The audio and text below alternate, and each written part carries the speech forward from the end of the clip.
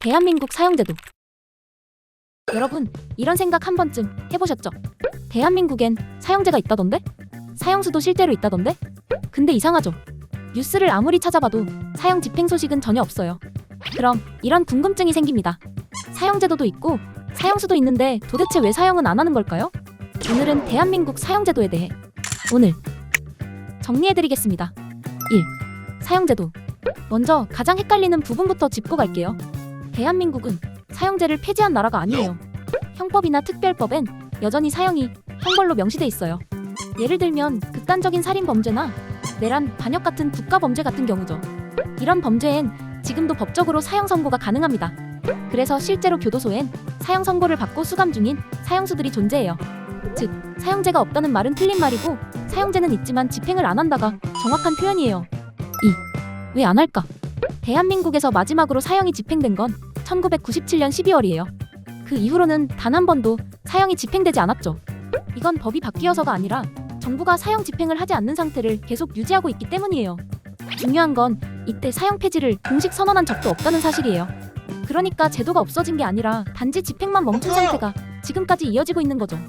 그래서 대한민국은 현재 사형제는 있지만 집행은 안 하는 사실상 사형 폐지국으로 분류돼요. 3. 진짜 이유들. 그럼 왜 사형을 안 하는 걸까요? 그 이유는 단순한 분위기나 감정이 아니라 현실적인 조건들 때문이에요. 첫째, 되돌릴 수 없는 오판의 문제예요. 사형은 한 번 집행되면 재심에서 무죄가 나와도 되돌릴 수가 없죠.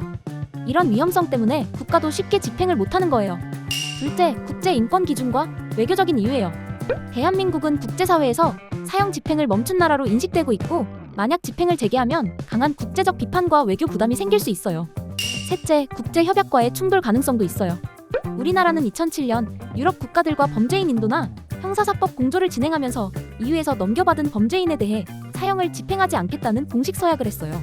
근데 이 약속을 깨고 사형을 집행하면 사법 공조 중단은 물론 외교 통상 문제로까지 번질 수 있죠.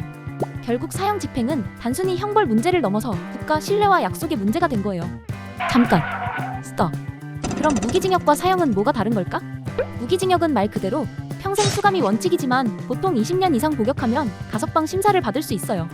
반면 사형은 가석방이 없는 최고형이에요. 집행이 멈춰있다고 해도 법적으로는 완전히 다른 형벌이에요. 4. 사형수들. 이쯤 되면 또 궁금하죠? 사형수들은 그럼 평생 기다리기만 하는 거야? 현재 한국의 사형수들은 사형 집행을 기다리는 상태로 무기한 수감돼 있어요. 실제로는 사형이 집행되지 않다 보니 결과적으로는 무기징역과 거의 비슷한 상태가 되는 경우가 많아요. 그래서 이미 사형제도가 유명무실해졌다는 비판도 있고 반대로 그래도 형식적으로 사형은 남겨둬야 강력 범죄에 대한 경고가 된다는 주장도 있어요. 이 문제는 지금도 계속 논쟁 중이에요. 그럼 정리해볼까요? 대한민국은 사형제를 폐지한 나라가 아니에요. 마지막 사형 집행은 1997년 12월. 사형 집행은 국제 신뢰와 국가 약속의 문제. 집행이 안 되면서 실질적으로는 무기징역과 비슷함. 결국 사형은 못하는 게 아니라 국가가 안 하기로 선택한 것이에요. 법과 현실은 항상 똑같이 움직이지 않거든요. 법엔 있지만 현실엔 없다.